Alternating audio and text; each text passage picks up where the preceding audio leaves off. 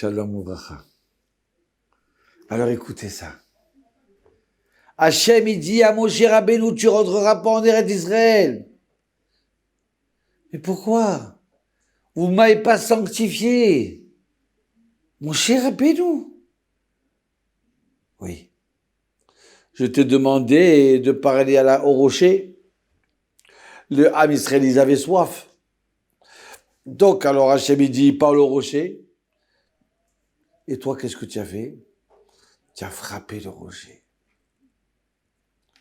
Ouais. Alors Rachid, il vient et dit, c'est quoi la faute? Parce que les Bnei Israël, ils auraient dit comme ça. Il ramène un midrash. Si déjà une pierre, elle n'a pas d'oreille, elle n'a pas de bouche, et Moshe Rabbeinu, il a dit au nom de Dieu, sors de l'eau, vas-y, allez, sors de l'eau. Alors, il lui parle, et d'un seul coup, l'eau, elle sort, d'accord? Ils vont dire quoi? Elle n'a pas d'oreille, elle n'a pas de bouche, et elle a écouté ce que Dieu lui a dit, demandé. Alors nous aussi, on doit faire. Nous, on a une bouche, on a un cerveau, on a des oreilles, on voit. Hachem nous a tout donné, c'est sûr et certain qu'on doit faire mieux que le rocher. Alors, sur ça, il y a une question qui se pose. Mais s'il avait frappé, il y a deux questions qui se posent.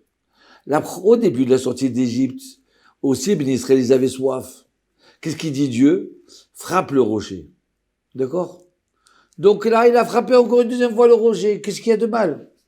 Pourquoi au début, s'il frappe le rocher, et maintenant c'est par le rocher? Qu'est-ce qui se passe? Qu'est-ce qui se passe? Écoutez bien cette réponse extraordinaire.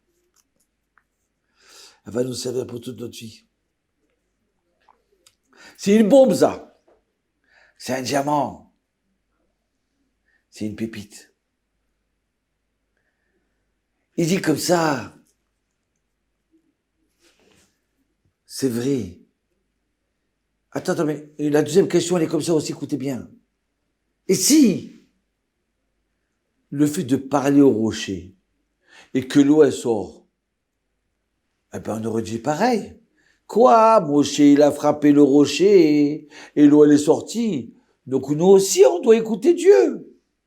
Quelle différence entre parler et frapper? C'est la même chose. Le miracle, il est aussi grand. Le roi il pose cette question, le Rav Steinman, il pose cette question. Beaucoup de rabbins, posent cette question. Alors, écoutez cette réponse. Cette réponse, elle est extraordinaire. Il dit comme ça, à Kodesh il a dit à Moshe Rabbeinu, pas le rocher, c'est quoi? Dis-lui des paroles de Torah.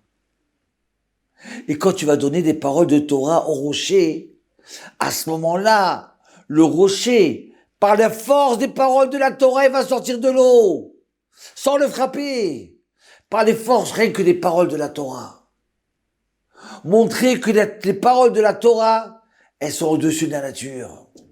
La force de la Torah, elle transforme la nature. Tu comprends comment ce qui nous Hachem, c'est sanctification du nom de Dieu? J'ai pas mis une pile, j'ai pas mis un boulon, j'ai pas frappé, j'ai pas fait ça. J'ai dit des paroles de Torah. Et d'un seul coup, ce rocher est devenu un puits. Ouais, tant ça c'est fort la Torah. Mais moi j'en veux de la Torah. Moi je veux étudier la Torah. Je veux me servir de la Torah. Voilà l'enseignement extraordinaire que tu aurais pu donner, toi, mon cher Rabbeinu, au peuple d'Israël. Mais toi, qu'est-ce que tu as fait? Tu as frappé comme au début. Aïe, aïe, aïe, aïe, aïe, aïe, aïe. Non, mais je crois pas que vous comprenez pas ce que je vous dis là, sincèrement. Venez, on répète, il faut que ça rentre dans notre sang. Akadosh Hu, il a voulu et en plus, ça répond à des questions. Pourquoi au début il a dit frapper, maintenant parler? Parce qu'au début, quand on est sorti d'Égypte, il a dit frapper, pourquoi? Parce qu'on n'a pas reçu la Torah. Mais maintenant qu'on était au Mont Sinaï et qu'on a reçu la Torah, alors maintenant, avec la Torah, on va faire des miracles. La Torah, ça va être au-dessus de la nature. Donc Dieu, il dit à Moshe, ne frappe pas. Juste dis des paroles de Torah. Et tu verras comment la vie elle va changer. Le Rav Kanievski, il avait un enfant qui est venu le voir avec ses parents, très gravement malade. Et le Rav lui dit, mon fils, qu'est-ce que tu veux devenir quand tu seras grand? Rav, moi, quand je vais être grand, je veux être comme toi.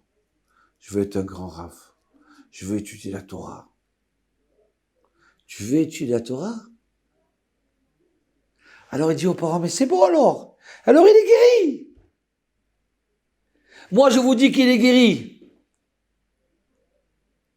Et voilà qu'il sort de là-bas. Ils refont les examens. Je vous dis, regardez, croyez.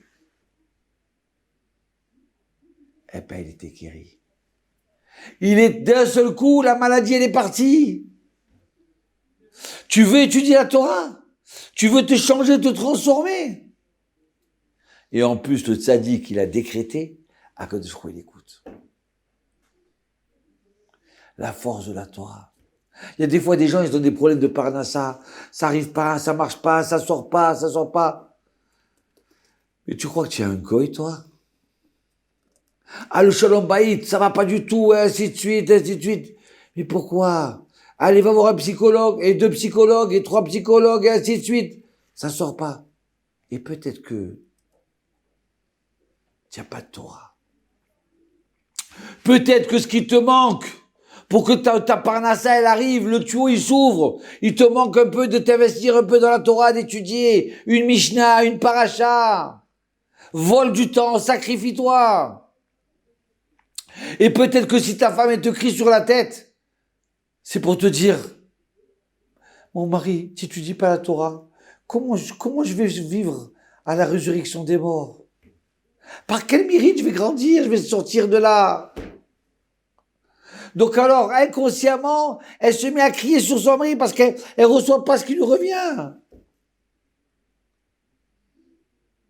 Sans Torah, t'auras rien. Vous comprenez? Écoutez cette histoire. Écoutez, je termine avec ça. Ce matin, c'était Rosh Chodesh. Je me suis réveillé à 5 heures du matin. J'ai fait ma tuila, mais j'ai dit, mais le Hallel et le reste de la tuila, je veux le faire avec l'école. Je veux rencontrer le Hallel des enfants qui étudient la Torah. Je veux entendre Anna, j'aime aussi Anna, la force de la Torah. Vous comprenez? J'ai un monsieur, il y a 1 an de ça, il avait une tumeur au cerveau. Il m'appelle, il me dit, Rav, je t'en supplie, fais quelque chose. J'ai dit, écoute, les enfants, ils vont étudier. Ils vont étudier pour ta santé. Mais les docteurs, ils ont dit que ça sert à rien d'opérer, c'est foutu. C'est trop compliqué. On pourra pas. Alors lui, il a dit par désespoir, mais c'est pas grave. Essayez quand même, opérez quand même. Écoutez bien.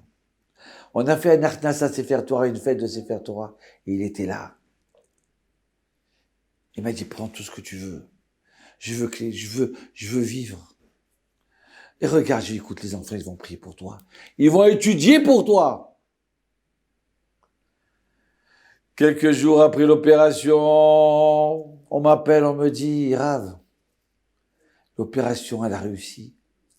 Ils ont enlevé 95% de la tumeur. Ah, ils sont pas arrivés à 100%, c'est pas grave, ils ont dit les docteurs. 5%, c'est rien. Avec la chimio, on va enlever tout ça. Mais c'est merveilleux. Regardez, c'est merveilleux. Vous comprenez? Ça, c'est la force de la Torah. Sans Torah, Torah, rien. C'est pour ça qu'Hachem, il voulait transmettre un message de tout le monde, de tout le peuple d'Israël, jusqu'à aujourd'hui. Fais rentrer de la Torah dans ta maison. Tu verras comme la situation, elle s'arrange avec les 2 dieux. Tu vas être plus épanoui. Tu vois pas que tu es excité, tu sais pas pourquoi tu es excité. Tu es énervé, tu sais pas pourquoi tu es énervé. Alors, sois content. Rentre de la Torah.